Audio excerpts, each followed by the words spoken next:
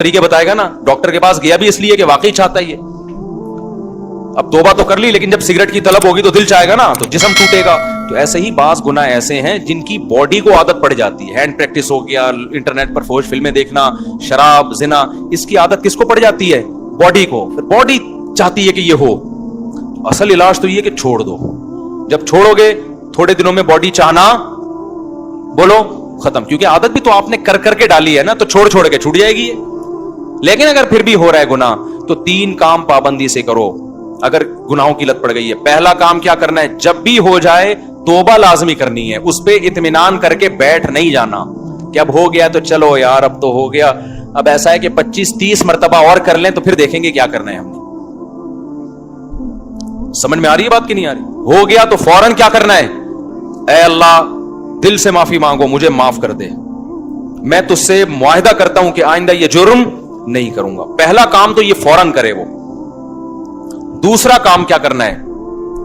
फौरन कोई जुर्माना या कोई सजा दे अपने आप को। अपने आप को बगैर सजा के छोड़ना नहीं है कि आपने कर लिया तो चलो हो जाता है, आखिर इंसान है। नहीं होता भाई, इंसान है तो ठुकाई भी इंसानों की लगती है।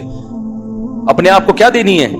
ऐसी सजा देनी है कि दोबारा गुनाह होते हुए इंसान को वो सजा का तसव्वुर आए कि बेटा ये गुनाह फ्री का नहीं है, इसकी तुझे भारी कीमत देनी पड़ेगी। वो सजा हर एक के लिहाज से मुख्तलिफ होती है। जुर्माना भी हो सकता है, रोजा भी हो सकता है, नफली नमाजों की पाबंदी भी, हर वो काम जिसमें दिल को तकलीफ हो। वो सजा ना इतनी भारी हो कि दी ना जाए अपने आप को, ना इतनी हल्की हो कि उससे आपको तंबी ही ना हो। बात आ रही है समझ में कि नहीं आ रही? बाज लोगों के लिए एक रोजा रखना भी बहुत मुश्किल है, तो वो सजा में एक रोजा ही रख लें कि जब गुनाह होगा अगले दिन एक रोजा लाजमी रखना है। और बाज लोगों के लिए 10 रोजे रखना भी कोई मुश्किल, बोलो ना, तो 10 रोजे सजा में रखें। बाज लोगों के लिए गुनाह के बाद 1 लाख रुपए सदका करना भी कोई मुश्किल नहीं है, करोड़ों की आमदन है। बाज लोगों के लिए 100 रुपए सदका करना भी क्या है? मुश्किल है, तो वो 100 रुपए रख लें। लेकिन सजा के बगैर अपने आप को छोड़ना नहीं है। ये कितने काम हो गए? 2। इसको मैं मजीद थोड़ा सा डिटेल से बताता हूं। तीसरा काम है दुआ।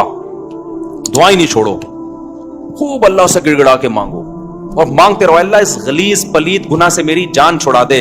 मैं इकरारी मुजरिम हूं, बागी मुजरिम नहीं हूं। मैं उन लोगों की तरह नहीं हूं जिनको जब आखिरत से डराया जाता है तो कहते हैं हमें क्या पता क़यामत है या नहीं है। ना ना, मैं मानता हूं इन्न साअत लआतियतुल ला रैब फीहा, अल्लाह एक दिन क़यामत आएगी, तू मुर्दों को जिंदा करेगा, इस गुनाह पे सजा देगा, मैं इकरार करता हूं। तो अल्लाह मुझे तू इस गुनाह से बचने की तौफीक दे दे, आसान कर दे मेरे लिए इस गुनाह से बचना। मैं दावे से कहता हूं मांगता रहेगा ना, इंशाअल्लाह ये गुनाह उसकी जिंदगी से निकल जाएगा। बहुत से नौजवान आते हैं कि हमने हज भी कर लिया, हमने तबलीग में 4 महीने भी लगा लिए, फिर भी गुनाह नहीं छूट रहा हमसे। तो भाई आप कोशिश में लगे रहोगे, आहिस्ता आहिस्ता इंशाअल्लाह छूट जाए। अगर कोशिश नहीं की ना, ये 3 तरीके नहीं इख्तियार किए, तो इसका पता है नुकसान क्या होगा? आज ये गुनाह कर रहे हो ना, कल एक कदम इससे आगे होगा। ये ना समझो कि आज ये गुनाह हो रहा है तो यहां ये जो गोरे होमोसेक्सुअलिटी को फैला रहे हैं ना, क्यों? जिना कर चुके हैं ये, अब आगे की तरफ जा रहे हैं ये, और कल इनमें महरम से जिना भी प्रोमोट करेंगे ये, बहनों से। और अल्लाह बचाए, ऐसे अल्फाज लेते हुए भी हमें खुदा का से डर लगता है। ये महरम रिश्तों से भी जिना को लीगल करेंगे कल।